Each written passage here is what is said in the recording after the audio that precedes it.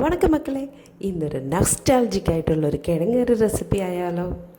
എല്ലാത്തിനും എൻ്റെ അമ്മ ഇടിയപ്പത്തിന് കിഴങ്ങറി, പുട്ടിന് കിഴങ്ങറി, അപ്പം, ദോശ എല്ലാത്തിനും വയ്ക്കുന്നൊരു കിഴങ്ങറി ഇപ്പം മിസ് ചെയ്യുന്നുണ്ട്. അപ്പം ഞാൻ വിചാരിച്ചു ഇന്ന് കിഴങ്ങറി റെസിപ്പി ആവാമെന്ന്. 4 ഉരുളക്കിഴങ്ങ് എടുത്തിട്ടുണ്ട്, 2 ഉള്ളി എടുത്തിട്ടുണ്ട്, സവോള എടുത്തിട്ടുണ്ട്. അത് ഇങ്ങനെ അരിയുന്നു. ഉരുളക്കിഴങ്ങ് ക്യൂബ്സ് പോലെയും സവാള സ്ലൈസ് ചെയ്ത് അരിയുന്നു. കുക്കറിനകത്താണ് വെക്കുന്നത്. കുക്കറിനകത്ത് വെളിച്ചെണ്ണ ഒഴിച്ചിട്ട് കടുക് പൊട്ടിക്കുക.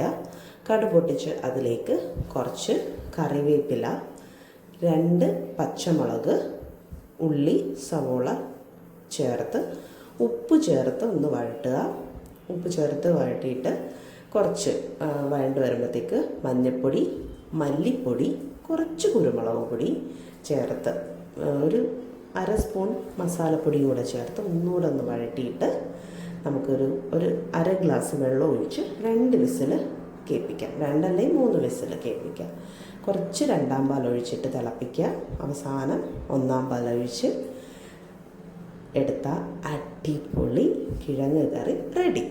സോ ഇതൊന്ന് ട്രൈ ചെയ്ത് നോക്കണേ. കുട്ടികൾക്കും വലിയവർക്കും ഒക്കെ ഇഷ്ടപ്പെടും. നിങ്ങൾക്ക് എരിവ് വേണമെങ്കിൽ മുളക് കൂട്ടിയാൽ മതി.